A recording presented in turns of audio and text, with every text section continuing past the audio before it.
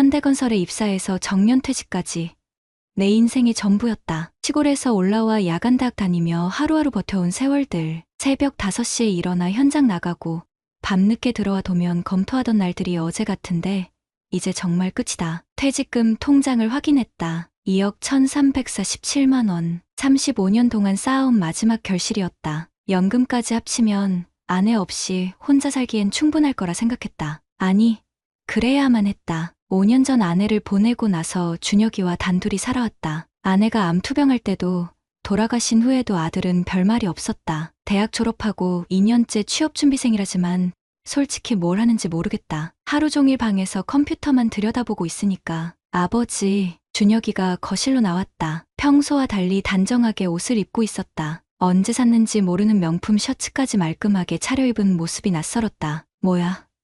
어디 나가냐? 아니에요. 아버지한테 중요한 얘기가 있어서요. 중요한 얘기? 2년 동안 취업 언제 할 거냐 물어봐도 조금만 더 시간 달라는 말밖에 안 하던 아이가? 준혁이는 노트북을 들고 와서 내 앞에 앉았다. 화면에는 뭔가 그럴듯한 기획서가 펼쳐져 있었다. 아버지, 저 이제 정말 시작하려고 해요. 게임 콘텐츠 관련 사업을 하고 싶어요. 게임? 하루 종일 게임만 하던 놈이 그걸로 사업을 한다고? 게임으로 어떻게 돈을 벌어? 요즘 1인 크리에이터 시장이 엄청 커졌어요. 제가 2년 동안 준비한 게 이거예요. 게임 방송, 콘텐츠 제작, 그리고 준혁이의 목소리에 평소에 없던 진지함이 있었다. 뭔가 구체적인 계획을 세운 것 같기도 했고. 근데 왜 갑자기? 엄마 돌아가시고 나서 많이 생각했어요. 아버지 혼자 저까지 책임지시느라 얼마나 힘드셨을까 싶어서요. 이제 제가 뭔가 해야죠. 가슴이 뭉클해졌다. 아내가 없어진 후 아들과 제대로 된 대화도 못했는데 이런 생각을 하고 있었구나. 그래서 돈이 얼마나 필요한데? 초기 투자금으로 1억 정도면 될 것 같아요. 1억? 퇴직금의 절반이잖아. 1억이 적은 돈이 아닌데. 아버지, 저 정말 진지해요. 마지막 기회라고 생각해요. 이번에 안 되면 그냥 평범하게 취업할게요. 제발. 준혁이가 무릎을 꿇고 앉았다. 24살 어른이 아버지 앞에서 무릎을 꿇다니. 아버지만 믿어요. 진짜 열심히 할게요. 눈물까지 글썽이는 아들을 보니 마음이 약해졌다. 35년 동안 가족을 위해 살았는데 마지막에 아들 꿈을 지원해주는 것도 나쁘지 않을 것 같았다. 이웃 박할머니가 며칠 전에 하신 말이 떠올랐다. 병우 씨, 요즘 젊은이들이 창업한다고 하면 조심해야 해요. 사기가 많다던데. 하지만 내 아들이 나를 속일 리는 없잖아. 게다가 이렇게 진지하게 계획서까지 만들어와서 부탁하는데 근데 게임으로 정말 돈이 될까? 아버지, 요즘 1인 방송 시장이 정말 커요. 제가 아는 사람도 한 달에 수천만 원씩 벌어요. 저도 할 수 있어요. 수천만 원? 내가 35년 동안 월급쟁이로 살면서 한 번도 못 벌어본 돈을 한 달에? 준혁이는 계속해서 설명했다. 스트리머, 콘텐츠 크리에이터, 온라인 플랫폼. 솔직히 절반도 이해가 안 됐지만 아들이 이렇게 열정적으로 말하는 모습은 처음 봤다. 장비 구입하고 사무실 얻고 초기 운영비까지 하면 1억 정도 필요해요. 6개월만 시간 주세요. 안 되면 정말 포기할게요. 6개월. 내 나이 58살에 6개월이면 금방 지나갈 시간이다. 아내 영정 앞에서 매일 아들 걱정이라고 하소연했는데 이제 그 걱정이 끝날 수도 있겠구나. 아들이 성공하면 나도 당당하게 아내 앞에 설 수 있을 것 같았다. 알겠다. 해보자. 정말요? 아버지, 대신 조건이 있어. 6개월 안에 결과 못 보여주면 그때는 정말 취업해야 한다. 네. 꼭 성공할게요. 다음날 아침 은행에서 2억 원을 준혁이 계좌로 이체했다. 35년 직장 생활의 마지막 결실을 24살 아들의 꿈에 걸었다. 죽은 아내에게 이제야 자랑할 만한 이야기를 할 수 있을 것 같았다. 돈을 준 지 2주가 지났다. 처음 며칠은 준혁이가 열심히 뭔가를 하는 것 같았다. 아침 일찍 일어나서 컴퓨터 앞에 앉아있고 전화도 자주 받고 사업 준비 중이라고 하니까 그러려니 했다. 그런데 뭔가 이상했다. 회사 설립은 언제 하냐? 아직 준비 단계예요. 조금만 더 기다려주세요. 사무실은 알아봤어? 온라인으로 하는 거라서 굳이 사무실이 필요 없어요. 매번 물어봐도 구체적인 답변이 없었다. 사업 계획서에 있던 내용들은 다 어디로 간 건지. 더 이상한 건 준혁이 생활 패턴이었다. 낮에는 피곤하다며 늘어져 있다가 밤 11시쯤 되면 갑자기 활발해졌다. 새벽 23시까지 컴퓨터 앞에서 뭔가를 하고 있었다. 처음엔 그냥 젊은이 특유의 생활 패턴이라고 생각했다. 내가 젊었을 때도 밤새 일한 적이 많았으니까. 하지만 아들 방에서 들리는 소리가 심상치 않았다. 아, 씨발. 또 떨어졌어. 이번엔 확실하다고 했잖아. 게임하는 소리 같았는데 게임치고는 너무 격양된 목소리였다. 사업 준비를 한다던 아들이 새벽에 게임을 하고 있다니. 며칠 후 우편함에서 이상한 서류를 발견했다. 온라인 대출 업체에서 온 독촉장이었다. 준혁이 명의로 된. 준혁아. 이게 뭐야? 대출 독촉장을 들고 아들을 찾았다. 아, 그거요? 사업 자금 부족해서 조금 빌렸어요. 2억이나 줬는데 또 돈이 부족해? 초기 비용이 생각보다 많이 들어요. 곧 갚을 거예요. 뭔가 이상했다. 사업 시작도 안 했는데 벌써 대출을 받는다고? 그것도 고금리 온라인 대출을? 회사 동기 김 과장한테 물어봤다. 병호야, 요즘 젊은 놈들 가상화폐로 돈 잃는 일 많다던데 혹시 내 아들 설마 우리 준혁이가 그런 일을? 조심해라.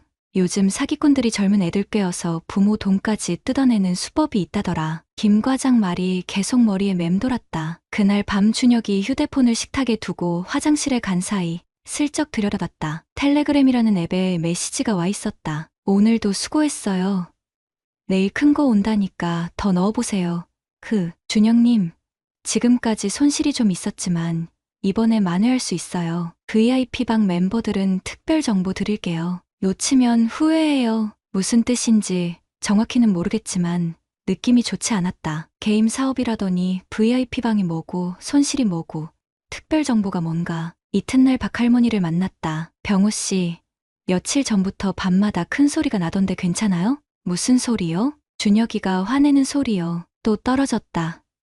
왜 이래? 이런 소리가 새벽까지 계속. 가슴이 철렁했다. 이웃집까지 들릴 정도로 소리를 지르고 있었구나. 그날 밤 일부러 늦게까지 안 잠고 있었다. 준혁이 방에서 또 소리가 나기 시작했다. 아, 진짜. 왜 계속 떨어져? 멘토님, 이거 정말 맞는 거예요? 벌써 1억 넘게 잃었는데. 1억? 내가 준 돈이 벌써 1억이나 날아갔다고? 심장이 쿵쾅거렸다. 방문을 열고 들어가고 싶었지만 참았다. 확실한 걸 봐야 했다. 다음 날 아들이 외출한 사이 방에 들어가 봤다. 컴퓨터는 켜져 있었고 브라우저에 여러 개의 탭이 열려 있었다. 가상화폐 거래소 화면이었다. 숫자들이 빨갛게 표시되어 있었는데 마이너스를 뜻하는 것 같았다. 정확한 금액은 모르겠지만 어마어마한 숫자들이 적혀 있었다. 휴지통에서 출력된 종이를 발견했다. 대출 신청서였다. 여러 업체에서 3천만 원씩 빌린 내역들이 있었다. 이제 확신이 섰다. 아들이 창업 자금으로 받은 2억을 가상화폐에 투자했다가 잃고 그걸 만회하려고 대출까지 받아서 더 깊이 빠져들고 있구나. 35년 동안 모은 내 퇴직금이 아들의 도박 자금으로 사라지고 있었다. 그날 밤 잠이 오지 않았다. 아내 영정 앞에 앉아서 하염없이 눈물만 흘렸다. 여보, 내가 뭘 잘못했을까? 아들을 이렇게 키운 게 내 잘못일까? 돌아가신 아내에게 자랑하려던 이야기가 이제는 변명거리밖에 안 남았다. 3일째 준혁이가 집에 들어오지 않았다. 처음엔 친구 집에서 자는 줄 알았다. 하지만 연락도 안 되고 문자도 입신만 하고 있었다. 이상했다. 아무리 말썽을 부려도 연락 없이 며칠씩 집을 비운 적은 한 번도 없었는데 박할머니가 걱정스러운 표정으로 말씀하셨다. 병호 씨, 준혁이 며칠째 안 보이네요. 혹시 무슨 일? 잠깐 친구 집에 있는 것 같아요. 거짓말이었다. 나도 어디 있는지 몰랐다. 네 번째 날, 참을 수가 없어서 아들 친구들한테 연락해봤다. 대학 때 친했던 놈의 번호를 겨우 찾아서 전화했다. 준혁이요? 아, 요즘 PC방에서 사는 것 같던데요. PC방에서? 네. 며칠 전에 봤는데 되게 초췌해 보이더라고요. 뭔가 큰일 난 표정이었어요. PC방. 24살 어른이 PC방에서 며칠씩 산다고? 친구가 알려준 PC방들을 하나씩 찾아다녔다. 세 번째 PC방에서 드디어 준혁이를 발견했다. 구석 자리에서 고개를 푹 숙이고 앉아 있었다. 며칠 씻지 않은 머리카락이 기름져 보였고 눈은 충혈되어 있었다. 화면에는 가상화폐 차트가 떠 있었다. 준혁아, 아들이 깜짝 놀라며 뒤돌아봤다. 그 순간 아들 얼굴을 제대로 봤다. 며칠 동안 제대로 먹지도 자지도 못한 것 같았다. 24살 청년이 아니라 마치 노숙자 같았다. 아빠, 어떻게 여기를? 집에 가자. 아빠, 나 미안해. 목소리가 떨리고 있었다. 이미 모든 걸 다 잃었다는 표정이었다. 집으로 돌아와서 준혁이는 거실 바닥에 무릎을 꿇고 앉았다. 그리고 울기 시작했다. 24살 어른이 아이처럼 목 놓아 울었다. 아빠, 정말 미안해. 나 나 한참을 울더니 이야기를 시작했다. 창업은 처음부터 거짓말이었다. 2개월 전부터 텔레그램에서 VIP 투자방이라는 곳에 초대받았단다. 거기서 멘토라는 사람이 가상화폐 투자법을 가르쳐준다고 했다. 처음엔 50만 원으로 시작했다. 정말 수익이 났다. 일주일 만에 80만 원이 되었다. 멘토가 더 넣으면 더 벌 수 있다고 했다. 500만 원을 넣었다. 또 수익이 났다. 800만 원이 되었다. 그때 멘토가 말했단다. 이번에 큰 호재가 있어요. 지금이 마지막 기회입니다. 큰돈 넣을 각오 되신 분만 따라오세요. 아들은 그 말에 혹해서 아버지에게 창업 자금이라고 거짓말을 했다. 2억을 받자마자 바로 투자했다. 첫날 2억 2천만 원이 되었다. 멘토가 더 넣으라고 했다. 대출을 받아서 3천만 원을 더 넣었다. 그 다음 날부터 모든 게 무너지기 시작했다. 2억 5천만 원이 1억으로, 1억이 5천만 원으로, 5천만 원이 1천만 원으로 줄어들었다. 멘토는 조금만 더 기다리면 회복된다고 했다. 지금 팔면 손해다라고 했다. 결국 모든 돈이 사라졌다. 2억과 대출받은 3천만 원까지 모두. 아빠, 나 정말 죽고 싶어. 어떻게 이런 일이. 준혁이는 계속 울면서 스마트폰을 보여줬다. 텔레그램 VIP방 대화 내용이었다. 퇴직자 아버지 둔 멤버들 위주로 큰 투자 유도하세요. 응응씨 아버지 퇴직금 2억이라고 했죠? 이번에 올인시켜보세요. 우리 타겟은 50대 이상 퇴직자들이니까 자녀 통해서 접근하는 게 가장 효과적임. 내 머릿속이 하얗게 변했다. 이게 뭔 소리야? 퇴직자를 타겟으로 자녀를 통해서? 준혁아, 이게 뭐야? 이 사람들이 누구야? 아빠, 나도 당한 거야. 나도 몰랐어. 처음엔 정말 투자하는 줄 알았어. 더 충격적인 건 그 다음이었다. VIP방에는 준혁이 말고도 다른 젊은이들이 많았다. 모두 비슷한 처지였다. 부모님 퇴직금이나 노후자금을 받아서 투자했다가 모두 잃은 것들이었다. 사기였다. 처음부터 끝까지 조직적인 사기였다. 내 2억은 아들의 도박 자금이 아니라 사기꾼들의 먹잇감이었던 거다. 35년 동안 새벽같이 일어나서 현장 뛰어다니며 모은 돈이 이런 쓰레기 같은 놈들 주머니로 들어간 거다. 분노가 치밀어 올랐다. 손이 부들부들 떨렸다. 준혁이는 여전히 울고 있었지만 이제는 아들한테 화가 나는 게 아니었다. 24살 애를 이용해서 부모 돈을 빼먹은 그 사기꾼들이 용서가 안 됐다. 준혁아, 이 사람들 정보 다 있지? 네, 근데 아빠, 경찰 신고해도 소용없을 거예요. 다들 해외에 있대요. 해외? 이 놈들이 한국 퇴직자들 돈을 빼먹고 해외로 튀었다고? 그날 밤 잠이 오지 않았다. 아내 영정을 보면서 생각했다. 돈은 이미 돌아오지 않을 것 같다. 하지만 이대로 당하고만 있을 수는 없다. 35년 건설 현장에서 배운 게 있다. 잘못한 놈은 반드시 대가를 치러야 한다는 것이다. 이제 시작이다. 다음날 아침 일찍 김 과장한테 전화했다. 영수야, 나 좀 보자. 왜? 무슨 일이야? 전화론 힘들고 직접 만나서 얘기할게. 30분 후 김 과장을 만났다. 함께 퇴직한 동기라 그런지 모든 걸 털어놓을 수 있었다. 2억을 잃은 이야기, 아들이 사기당한 이야기, 조직적 범죄라는 것까지. 김 과장이 한숨을 푹 쉬었다. 병우야, 나도 비슷한 일 겪었어. 뭐? 우리 딸이 작년에 투자 사기당할 뻔했거든. 다행히 일찌감치 알아채서 막았지만 김 과장 말로는 요즘 젊은이들을 노린 투자 사기가 엄청 많다고 했다. 특히 부모가 퇴직자인 경우 타겟이 된다고. 그런데 신고는 해봤어? 준혁이랑 어제 경찰서 갔다 왔어. 결과는 예상대로였다. 담당 형사가 한 말이 아직도 귀에 맴돌았다. 요즘 이런 사기 정말 많아요. 근데 해외에서 하는 거라 추적이 쉽지 않습니다. 그리고 자녀분이 직접 송금한 거라 사실상 수사가 어렵다는 뜻이었다. 준혁이가 직접 돈을 보낸 이상 가족 한 거래로 볼 여지도 있다고 했다. 그럼 그냥 당하고 살라는 거야? 김 과장이 고개를 저었다. 아니지. 다른 방법이 있을 거야. 우리가 35년 동안 현장에서 일한 게 헛된 줄 아냐? 인맥이라는 게 있잖아. 맞다. 35년 동안 건설 현장에서 만난 사람들이 얼마나 많은가. 현장 소장, 감리단, 시공사, 하청업체. 그중에는 은퇴 후 다른 일을 하는 사람들도 많다. 병우야, 너 혹시 정민수 기억해? 15년 전에 우리 현장 감리했던 정민수. 아, 그 젊은 변호사? 그래, 그 친구가 지금 법무법인 차려서 잘하고 있어. 이런 사건 전문으로 한다더라. 김 과장이 연락처를 찾아줬다. 바로 전화했다. 정 변호사님, 저 이병우입니다. 15년 전에 현장에서. 아, 이 부장님, 오랜만이세요. 목소리가 반가웠다. 역시 현장에서 함께 고생한 인연은 다르다. 정민수 변호사 사무실에서 만나서 모든 상황을 설명했다. 그는 준혁이가 보여준 텔레그램 대화 내용을 꼼꼼히 살펴봤다. 이건 명백한 조직 사기네요. 그런데 문제는 역시 현실적인 한계가 있었다. 해외 서버를 이용한 범죄라 추적이 어렵고 실제 돈 회수는 거의 불가능하다고 했다. 하지만 포기하기엔 이릅니다. 이런 사기 조직들은 계속 다른 피해자를 만들거든요. 정 변호사가 제안한 건 단순한 고발이 아니었다. 부장님, 이 조직의 국내 연결고리를 찾아보죠. 텔레그램만으로는 못하거든요. 반드시 국내에 협력자들이 있을 거예요. 맞다. 한국 퇴직자들의 정보를 어떻게 알았을까? 자녀들을 어떻게 타겟팅했을까? 분명 내부 정보가 새어나간 경로가 있을 것이다. 그리고 다른 피해자 가족들과 연대하는 것도 중요해요. 혼자서는 한계가 있습니다. 집에 돌아와서 준혁이와 함께 VIP방에 있던 다른 피해자들을 정리해봤다. 전국에 50여 명이 있었다. 모두 비슷한 처지였다. 부모 돈으로 투자했다가 모든 걸 잃은 20대들. 아빠, 그런데 다른 사람들한테 연락해도 될까요?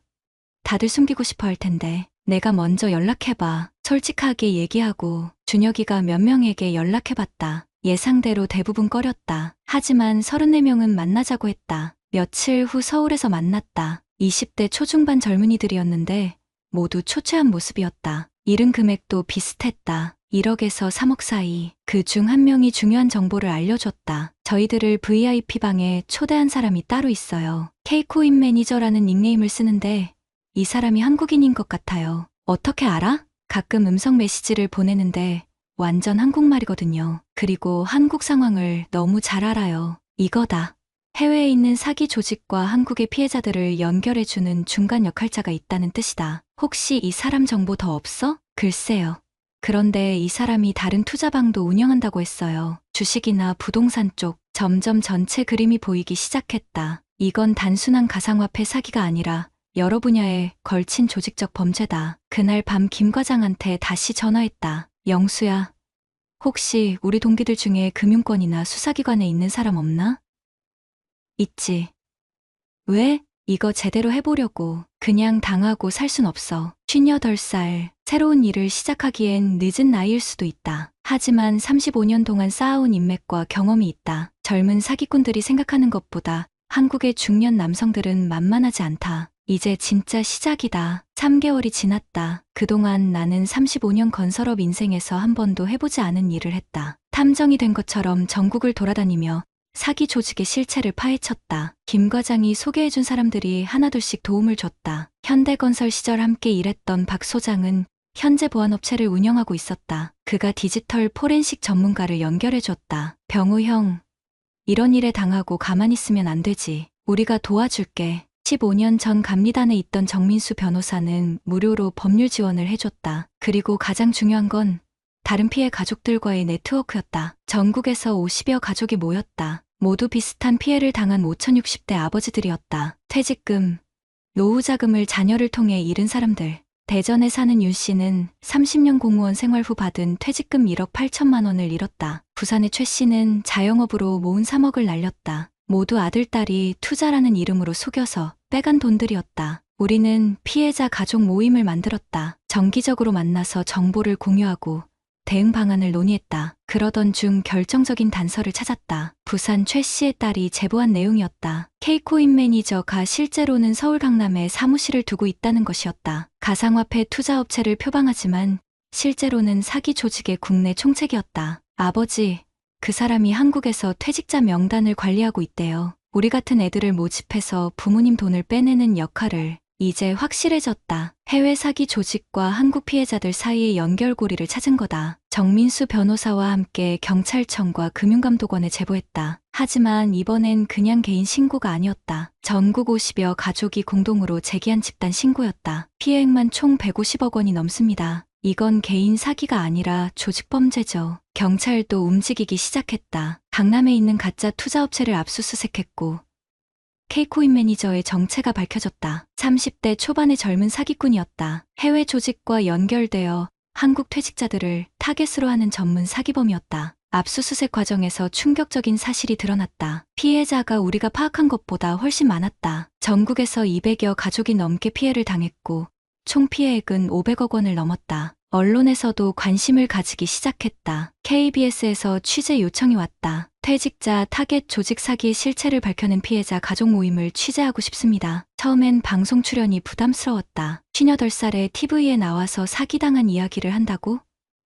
하지만 생각이 바뀌었다. 이런 일이 재발하지 않으려면 많은 사람들이 알아야 한다. 방송에서 우리 이야기가 나간 후 반응이 뜨거웠다. 비슷한 피해를 당한 가족들에게서 연락이 쇄도했다. 그리고 예상치 못한 일도 생겼다. 현대건설 후배들이 연락을 해왔다. 이 부장님, 뉴스 봤습니다. 정말 대단하세요. 저희도 도울 일이 있으면 언제든 말씀하세요. 35년 동안 쌓아온 인맥들이 하나둘씩 나서서 도움을 주겠다고 했다. 이런 게 진짜 인생의 자산이구나 싶었다. 6개월 후 재판이 시작됐다. K코인 매니저와 그 일당들이 조직 사기 혐의로 기소됐다. 해외 도피한 주범들은 아직 잡지 못했지만 최소한 국내 연결고리는 끊어냈다. 재판 과정에서 놀라운 일이 있었다. 검찰이 압수한 자료에서 내 2억이 어떻게 사라졌는지 추적 결과가 나온 것이다. 70%는 해외로 송금됐고 30%는 사기 조직 운영비로 사용됐다. 돈을 되찾기는 어렵지만 적어도 진실은 밝혀졌다.